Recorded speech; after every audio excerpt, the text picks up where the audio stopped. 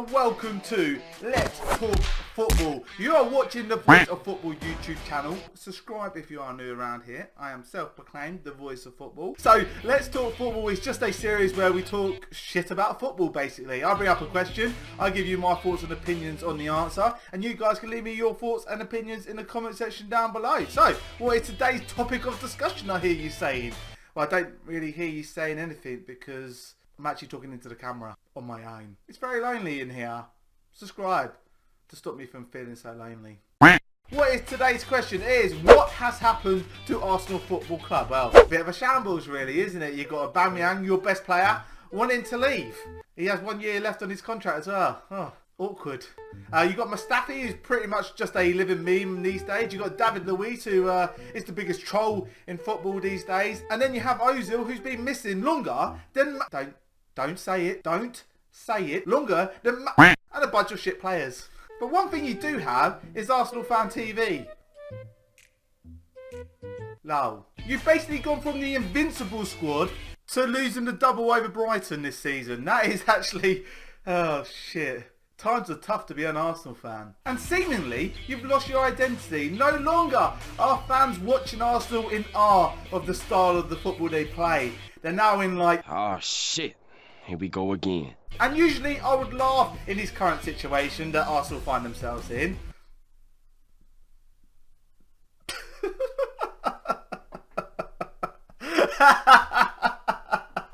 Just one moment. They're just so shit. And you know what, Arsenal fans? I can actually relate to you. You know, I'm a Liverpool fan. 5-6 years ago, we were on the cusp of being shit. Actually, no, we actually were shit. We're now on the cusp of greatness, so I can relate to you. Things can get better, but only if you listen to me right now. Okay? I am going to tell you how Arsenal Football Club can fix the mess that they're in. And in 5 or 6 years' time, they could potentially win the Champions League or the Premier League. They can't.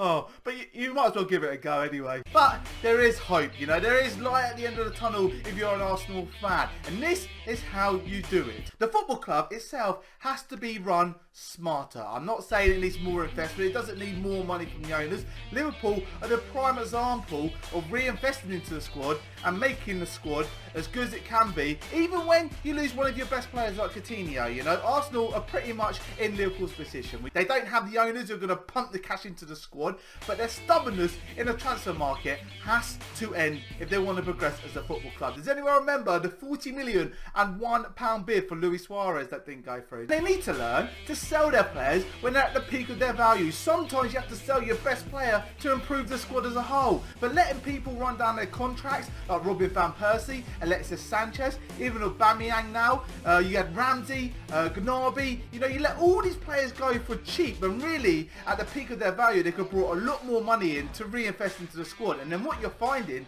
is you actually have less money to improve your squad because you're letting people go like Alexis Sanchez for like 30 million. And the prime example of this as well is Liverpool sold Coutinho and Benteke and co for about 200 million in total, and with that money they reinvested it into players like Mane, Salah, Van Dijk, Alisson Becker. You know, we bought some real class players with that money, and that's what Arsenal need to do. Is I'd pretty much just sell the whole bloody team, you know, sell as many players as I can, generate as much money as I can, and reinvest it into new players. Wilfried Zaha, for example, would make a massive impact. 27 years old, I know you were linked with him last summer, but 70 million maybe. I don't know how much it's going to cost in today's market because obviously COVID-19, that fucks everything up. But Wilfried Zaha could make a big impact. You know, you can have Zaha, Martinelli and Pepe as your front three. Not a bad front three. I'd also invest in the youth players as well. You've got Justin Kluivert out there who could resell for much more in the future. You've got bloody Victor Osimhen, you've got Rigani, you've got Rabiot, all these young players who've got great resale value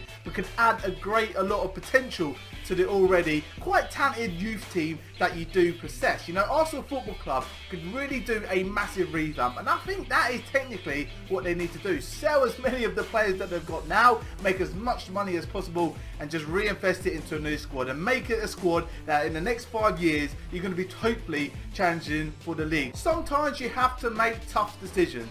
And that's exactly what Liverpool did, and that's exactly what Arsenal Football Club and Mikel Arteta have got to do to turn this mess around. You know, in 5 years' time, Arsenal could be winning the league if they listen to my advice, and I will be taking full credit for that if they do. So in 5 years' time, if Arsenal won the league, you're welcome. I am the sole responsibility for that, for giving you my advice. Now guys, if you did like the video, don't forget to hit the thumbs up button down below. Let me know your thoughts and opinions in the comment section as well. And I'll see you guys in another video.